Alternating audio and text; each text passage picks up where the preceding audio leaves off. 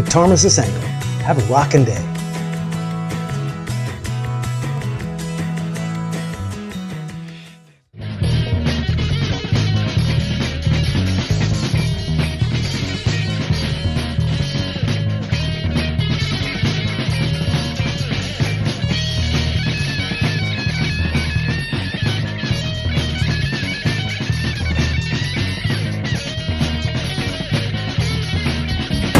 Listen up!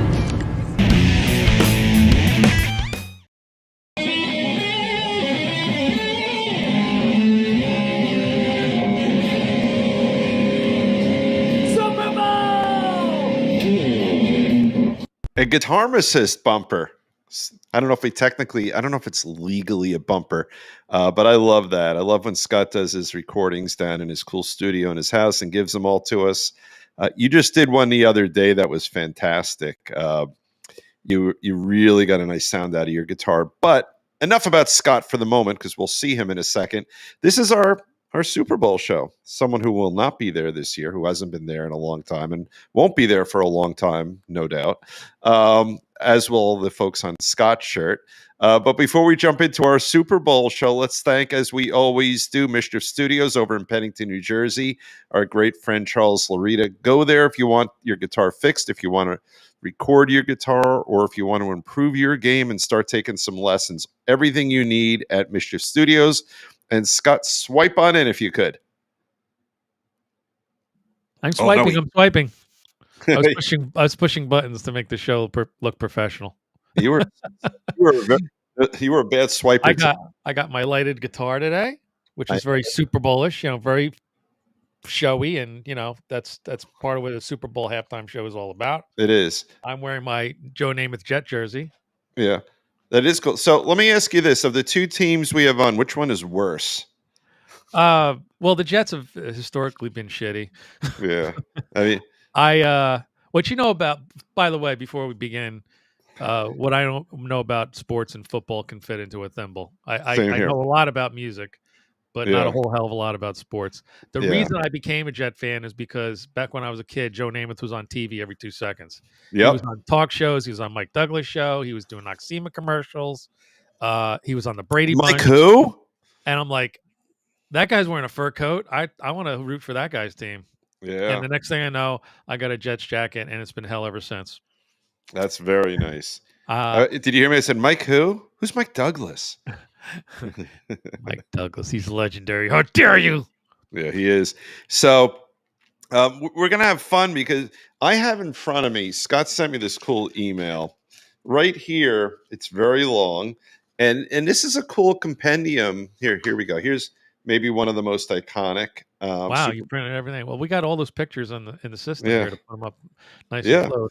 But the list is really cool. And I'm going to let Scott take over. But one thing that a lot of folks don't think about is the history of the halftime show, and that's what we're here to chat about.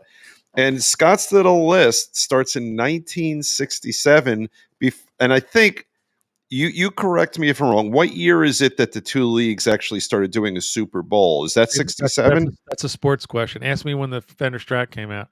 That's right. Because I know that when Joe Namath in 69 was in it, that was one of the first years when you had AFC versus NFC. Yeah. But there was a time when that didn't exist. That is correct. Yeah. Yeah.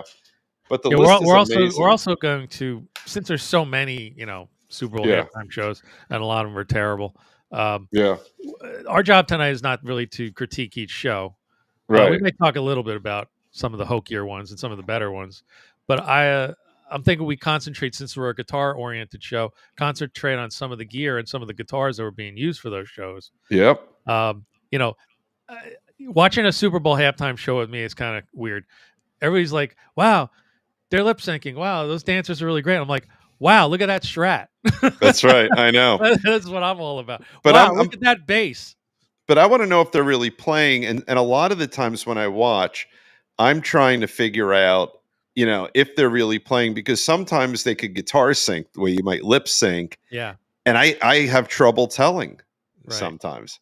Yeah, I think you'll find that the more pop music you are, the more of a chance that you're going to be lip syncing, because you're dancing around like crazy with sharks and stuff, with people in shark costumes. I know. And you're out of breath. You can't sing a song when you're out of breath. And depending upon where the Super Bowl is, the weather. I mean, you played at Giants Stadium when it was like 1 degree outside. Yeah, and that's not easy. It was literally 37 degrees. Maybe I'll put a picture up of that. It was so cold. Yeah, we were living on Bud Lights, and there was no heater on stage. It was freezing. I was playing with gloves on. Anyway, that was Bud Light. I said. whole other thing. So what I'm going to do is I'm going to scroll the Super Bowl years here per decade. So this is the 60s, and it should come up here. So you can see primarily all these Super Bowl halftime shows are marching bands. Nearly all of them are marching. In fact, all of them are marching bands. They are. And I was saying to you before the show, and the running joke, of course, is when we chat, it's a show. But we have to give them a pass because that was Americana, right? And until someone thought, wow, we could really monetize halftime, it was sort of a throwaway, so if someone was a real football fan, that gives them anywhere from 10 to 20 minutes to walk away from, now it's a little longer, walk away from their television and do what they have to do. So these really boring looking halftime shows are okay because you think about if you watch a high school football game for your kids, halftime isn't interesting. Even in college, it's really not interesting. Not unless Junior's on the drum set or something, or right, exactly different. So the '60s were kind of like Sleep City. You're not going to see any really cool Stratocasters in the '60s. No, as far as a halftime show goes. Right. If you want to see cool instruments from the '60s, you got to check out the Woodstock show. You'll see a lot of old vintage instruments on that thing. So then we move into the '70s. Now you're going to see some names. There's Carol Channing from Broadway, right? Al Hirt, the famous New Orleans musician. Lionel Doc Hampton, Severinsen, Doc serious Severinsen. musician.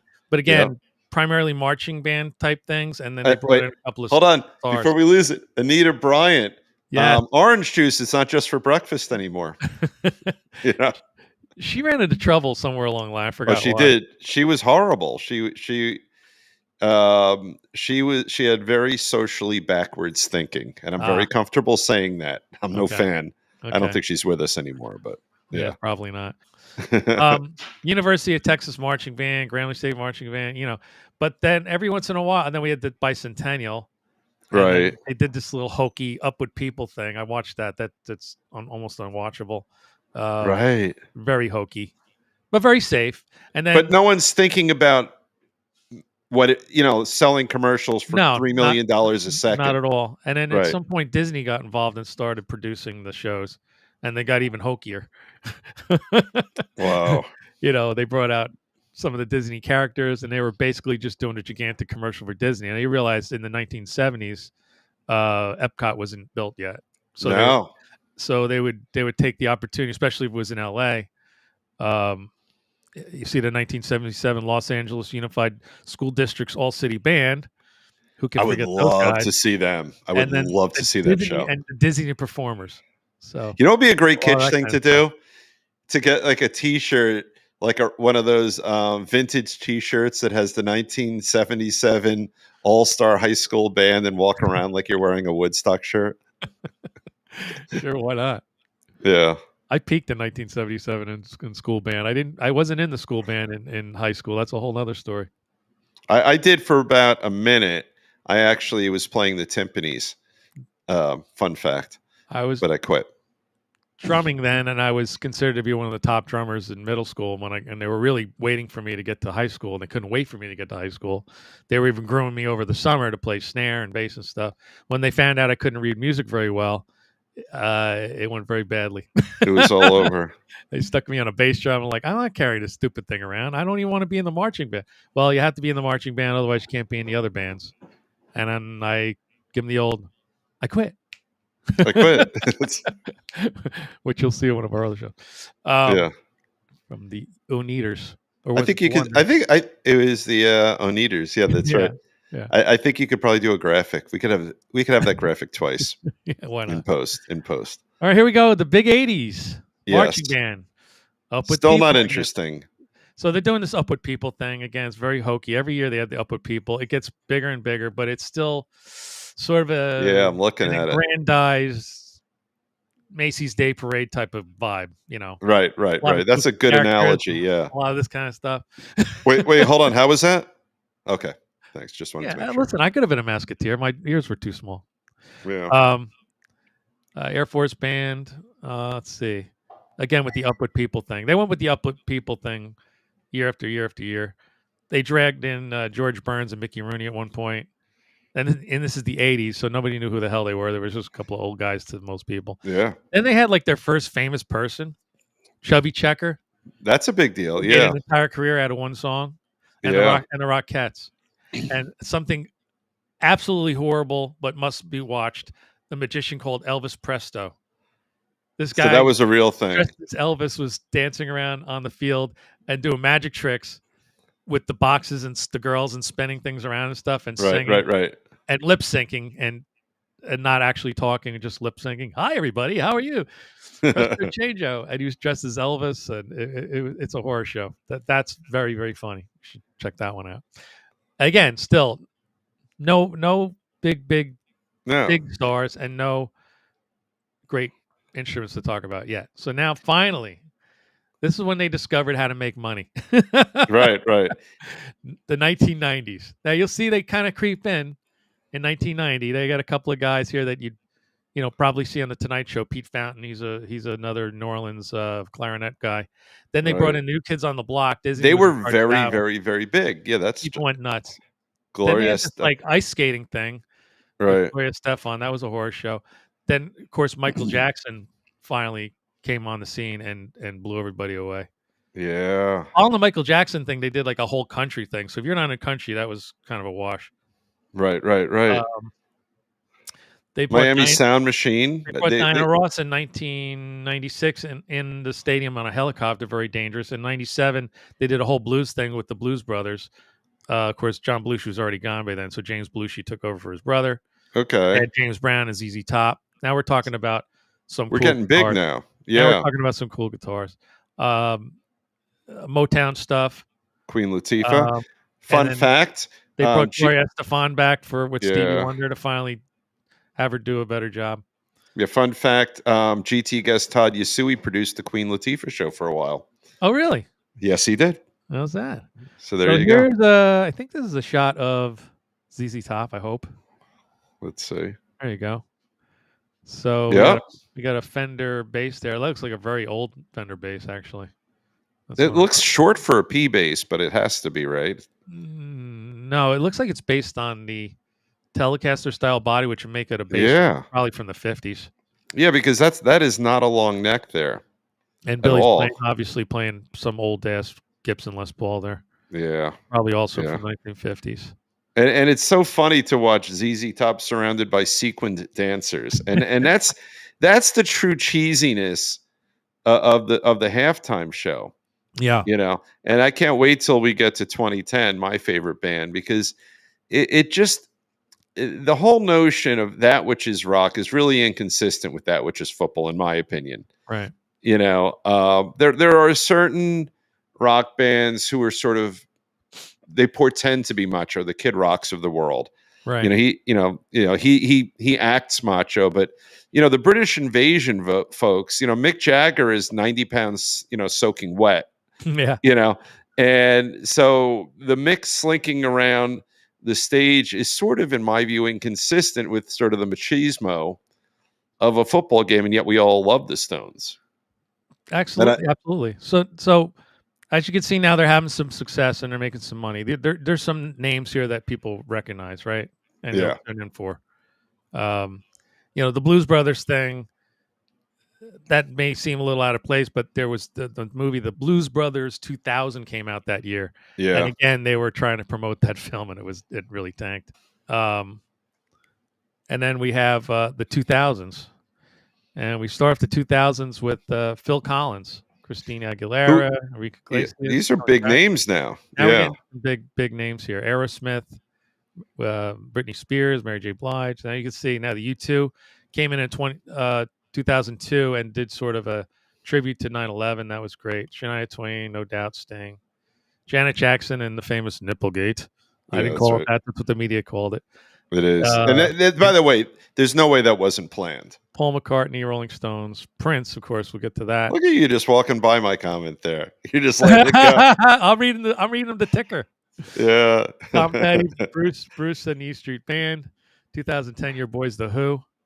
Yeah, so the Who, I don't think I liked their performance a lot, but I don't think it's consistent with sort of the football vibe. I don't think I think there are bands, the pop bands I think are more consistent. I think country is consistent with the football vibe. Yeah. Bruce sort of is. Right. Bruce Springsteen. Lenny Kravitz kind of is. He's a kind of a macho-y guy. But like I don't think U2 is. U2 is a very flowery band. Mm. And they did do a nice job of saluting the 9/11 tragedy when they came on, and they had all the names behind them on a big banner. Yeah, it was really very emotional. And I guess you're right. So you're right. So in a situation like that, if you put U2 on now, I don't find it consistent. I just I just flew out to Vegas. They're one of my favorite bands. I saw them in Vegas a month ago. But yeah, for a 9/11 tribute, they'd be perfect. So for a regular year, I don't think they would be. After the 2004 Janet Jackson, see, everything was going great, and they were making money. Yep. Until 2004, when Janet Jackson and Timberlake had that wardrobe malfunction, which, if you watch it over, it's completely. It's planned. The clothing was planned already. Totally planned. Anyway. Yeah. I think CBS got in a lot of trouble. They got a lot of trouble. They backpedaled. They apologized. Middle America was like losing their minds. They're like, and so the people that run this shindig, they were like, "That's it, everybody out of the pool." Remember when you were a kid? So you're right. They went safe. They went with Paul McCartney, right? An ex-Beatle. Right after that big to do, they say, "Who can we get who's safe?" Yep. The people know the songs and he's famous. I know, Paul McCartney. Yep. That's how they ended up. So from Paul McCartney, and through the Rolling Stones and Prince and Tom Petty, you could see we're kind of going on a classic rock thing here. Yep. For the next few years. That's because they considered classic rock to be a safer choice. Well, by then they're already pretty old. Most of the classic rock folks. Look at this. I'm turning the page to get I'm up to 2012 on the list. So while we're talking about it, let's look at some guitars. So we have here's Tom Petty and his guitar for that show, which looks like a powder blue. It's a Telly. Yeah. Now, can you see it? I think it says Fender as opposed to some other company doing a Fender-ish guitar. And he's got a capo. He does have a capo. Probably means he's doing free falling. Yeah. If probably. And he's not barring that chord because if you look at the curve of his pointer finger. Yeah. No, he's playing a chord. He's just in a different key. Right, but not a bar chord. Yeah. Here's Sir Paul playing his famous Hofner bass. I love that. His lefty bass. Left-handed Hofner bass. I know.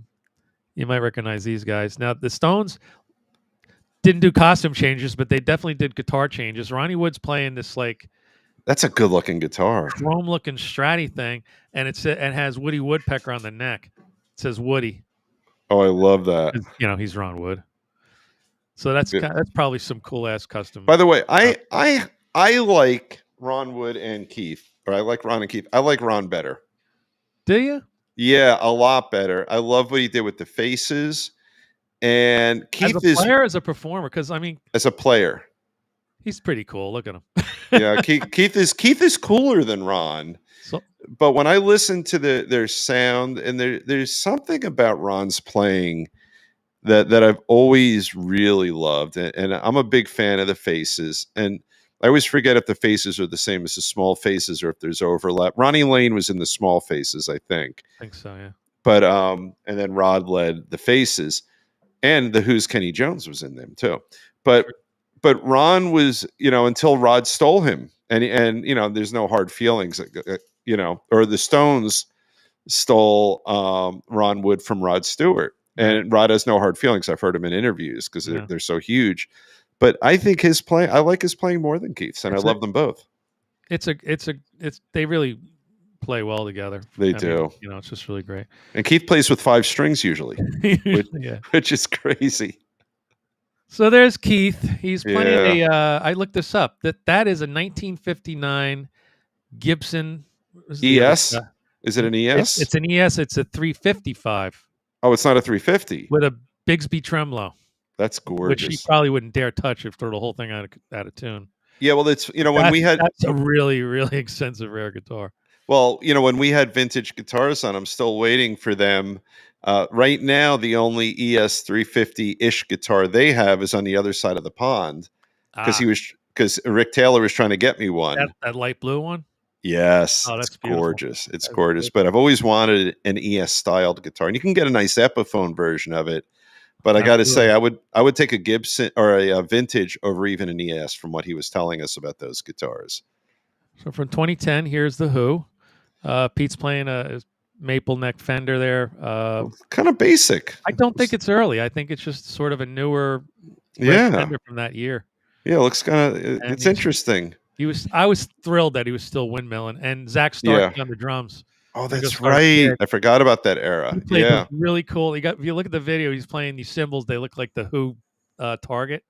Oh, I love that. The blue and the white and the red. And they performed well. I remember. I remember where I was. I was at my neighbor's house for that concert. And everybody made fun of Pete's belly.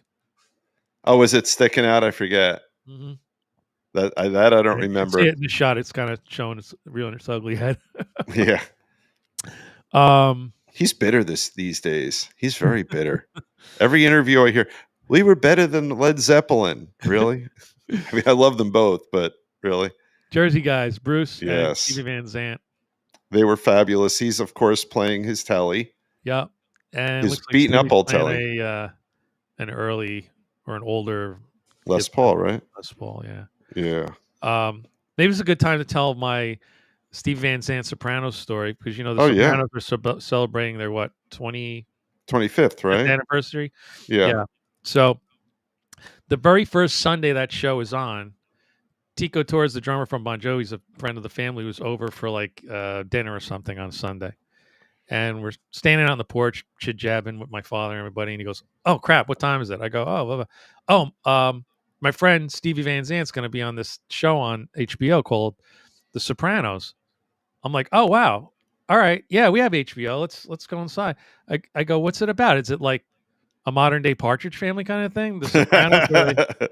And he goes, "No, it's about New Jersey mobsters and stuff." And I go, "And it's called The Sopranos? Is it a you're thinking the musical. Yeah, is it a comedy?"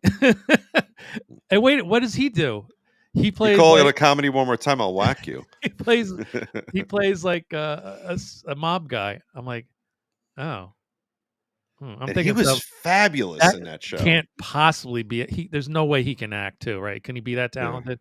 Yeah. Well, of course, history shows the minute I tuned in, I was blown away what Stevie Van Zandt was up to with the hair and the attitude and home run. Yeah. So sorry, Stevie, I doubted you, but it's kind of funny that I thought The Sopranos was a comedy on HBO. It is like a traveling family of musicians or something. So then, who else do we have here? Stalling here. So right, I'll tell some jokes and entertain the crowd while you're doing that. I think I showed this one already. Yeah, that's another picture of the Stones, and now it's a closer shot of that Woody guitar. Yeah, that's a good looking. They're both good looking guitars, and it's all silver. That Bigsby is gorgeous on that. Yeah, Aerosmith. So Joe is playing this big ass. I had to find out what that was. Yeah, what is that? It's a really great. Is it a Guild? No, it's a Gretsch. It's a Gretsch White Falcon. Oh, did you notice I said that right before the picture came up? Yeah. You're showing your knowledge of guitars. Very good. That's a gorgeous guitar. Moving to a little bit more modern. I wish I knew who this guy was. I did look it up. I'm so sorry. He was out there with Eminem, I think. Oh, okay. And that's one of those PRSs. Oh, that's really pretty. PRS Strat. I love when you get the 3-on-3 Strats because it looks kind of weird, but it looks kind of cool at the same time. Yeah. And that guitar pulls it off. It's almost like it's the same headstock as my old Westbury that I had a million years ago. Yeah, instead of having all the tuners on one side, it's like 3 and 3. Yeah, yeah. There's Lenny. No surprise there. He's just playing a straight up black Yeah. Gibson. I don't know what year that is. Probably 1970 something. He's got that guy has such a sense of style. Everything he does perfectly. Now I got to look at the. He was on with Katy Perry and Missy Elliott that year, and for whatever reason, he just got outshined by the ladies that night for some reason. He had sort of a forgettable performance, which is unfortunate because he's a really, really talented feller. Yeah, he is. Then we have the guy that took his shirt off, Adam Levine.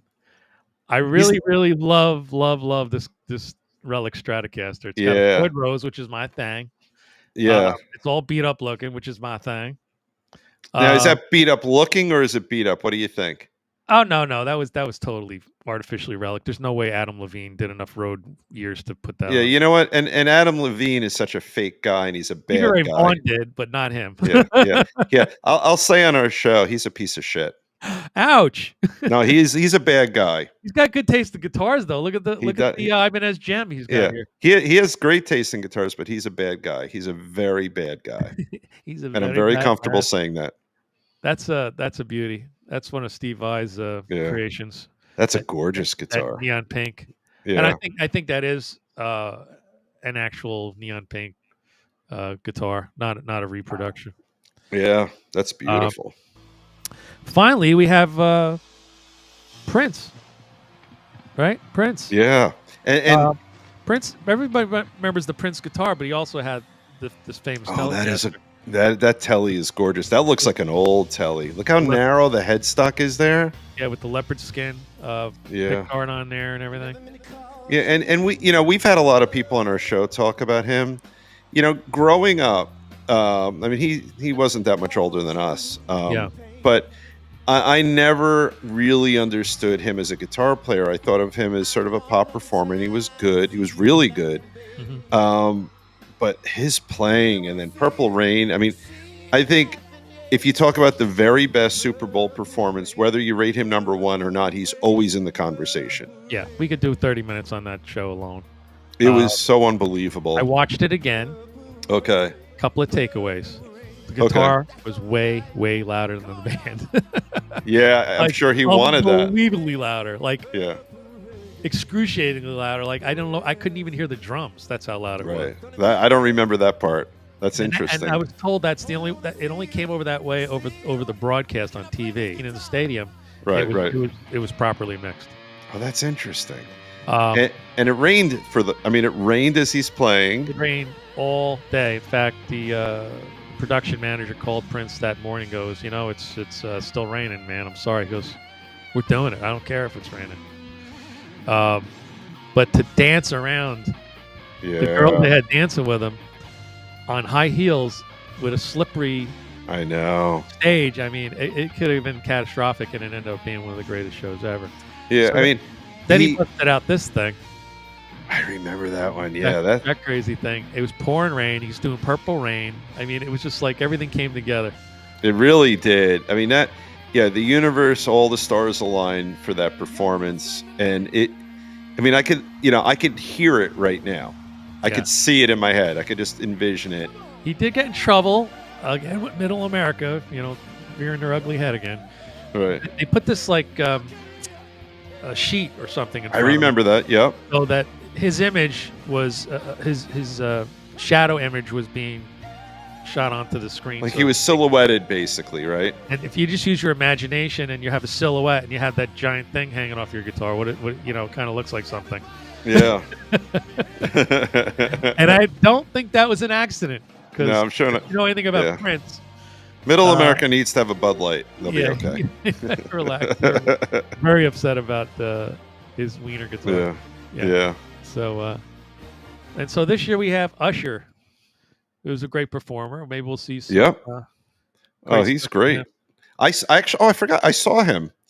One of the times when I went to see Todd when he produced the Tonight Show, I saw Usher live on the Tonight Show. I forgot about that. Oh, really? Yeah, and he was fabulous. Absolutely fabulous. His second appearance. He was. I saw him on our list. Yeah. Yeah, 2011 he was on with the Black Eyed Peas. But I remember. And Slash. I didn't have a picture of Slash and his guitar, but everybody knows what his guitar looks like. Right. Yeah, I saw him in the small studio for the Tonight Show, which is a nice, intimate venue. He was great. He was really great. Very talented. Really sweet on the interview, like a really nice, humble guy. I remember that. I'm just going to check our post from this afternoon. Well, the last minute post. Right. Overwhelmingly, it's Prince. Everyone thinks that. Yeah. Best performance, best guitar, best everything. Yeah. So that's it. So, I mean, that's the bar. That's the bar that every performer has to break. Now, I think next year they should get a marching band and try to, play. I think they should too. In the rain or something. You know what they could do? I'll see if I can line this up. If you've seen, I love them on YouTube. There's that band. I think it's the 1,000 musicians playing at once. Yeah. That would be fun if they got those folks to do it. Exactly. Hey, Scott, how do we subscribe to Guitar Tales? Well, we made it easy for you. Just take your phone. If you're sitting at home with your phone or watching us on the phone, you just scan that QR code with your camera, right, and it will take you right to the channel. That's fabulous. Once you're there, you hit subscribe, hit the notifications bell, because this season is heating up. I can't even. We can't say about who's coming on, but we got some really, really great guests coming on. We're in talks to have someone on. We're 5 or 6 or 7 generations, maybe not 7, 6 generations of people will know this guest, and we'll be excited that we have him or her on. Yes. So we're very excited about that, and we're grateful for the friends of the show who are helping make it happen. So we're excited about that. Yeah, we will definitely be gushing and thanking you. We can't say anything right now. We also have a new sponsor in the works. You guys are going to love that. I know. We went by that person's shop last night together. We did. So it should be good. All the shows are still streaming every Thursday, the catalog, until we're sort of caught up. And then maybe we'll just, stream the most recent show every Thursday. Yeah. Or every other Thursday, whenever we do. We're almost caught up. 3 irons in the fire with big guests and a couple of intermezzo shows, as we call them. We They're do. 30 minutes apiece, and that's pretty much where we are right now. We're at the mark. We are. And I guess this is a good time for us both to sign out. Say goodnight, Gracie. Good night, Gracie. This is going to air prior to the Super Bowl so that you can comment, share, like. Yeah, that's right. And we'll see how Usher does. That's right. I predict he'll do great. Me too. Well, have a good night, everyone. Yes, and we'll see you soon. All right, take care. Bye-bye.